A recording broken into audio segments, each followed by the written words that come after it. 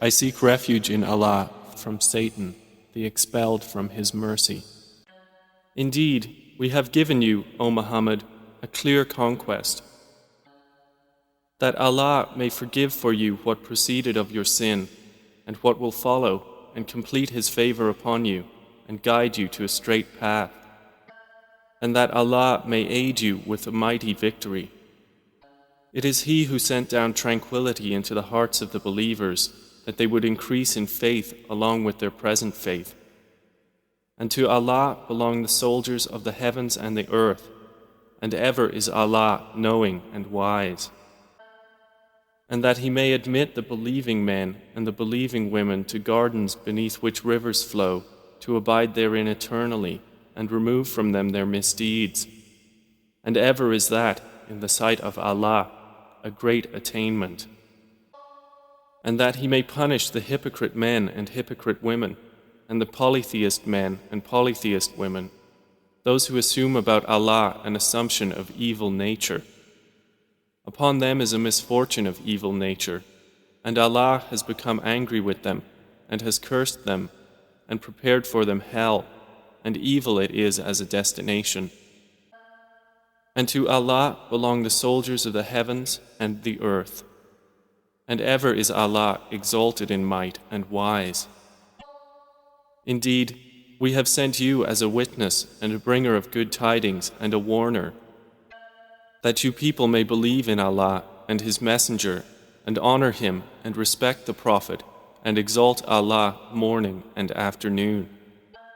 Indeed, those who pledge allegiance to you, O Muhammad, they are actually pledging allegiance to Allah. The hand of Allah is over their hands. So he who breaks his word only breaks it to the detriment of himself. And he who fulfills that which he has promised Allah, He will give him a great reward. Those who remained behind of the Bedouins will say to you, our properties and our families occupied us, so ask forgiveness for us. They say with their tongues what is not within their hearts. Say, then who could prevent Allah at all if He intended for you harm or intended for you benefit? Rather, ever is Allah with what you do acquainted. But you thought that the Messenger and the believers would never return to their families ever, and that was made pleasing in your hearts. And you assumed an assumption of evil and became a people ruined. And whoever has not believed in Allah and His Messenger, then indeed we have prepared for the disbelievers a blaze. And to Allah belongs the dominion of the heavens and the earth. He forgives whom He wills and punishes whom He wills.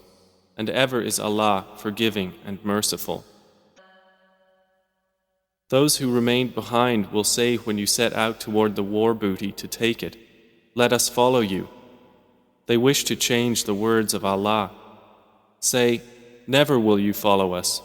Thus did Allah say before. So they will say, rather, you envy us. But in fact, they were not understanding except a little.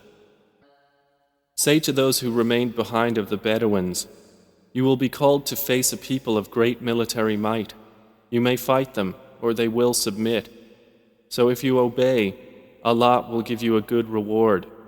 But if you turn away as you turned away before, He will punish you with a painful punishment. There is not upon the blind any guilt, or upon the lame any guilt, or upon the ill any guilt for remaining behind. And whoever obeys Allah and His Messenger, He will admit him to gardens beneath which rivers flow. But whoever turns away, He will punish him with a painful punishment. Certainly was Allah pleased with the believers when they pledged allegiance to you, O Muhammad, under the tree, and He knew what was in their hearts, so He sent down tranquility upon them and rewarded them with an imminent conquest. And much war booty which they will take, and ever is Allah exalted in might and wise. Allah has promised you much booty that you will take in the future, and has hastened for you this victory, and withheld the hands of people from you, that it may be a sign for the believers, and that He may guide you to a straight path. And He promises other victories that you were so far unable to realize, which Allah has already encompassed. And ever is Allah over all things competent. And if those Makkans who disbelieve had fought you, they would have turned their backs in flight. Then they would not find a protector or a helper. This is the established way of Allah, which has occurred before, and never will you find in the way of Allah any change. And it is He who withheld their hands from you and your hands from them within the area of Makkah, after He caused you to overcome them. And ever is Allah of what you do seeing.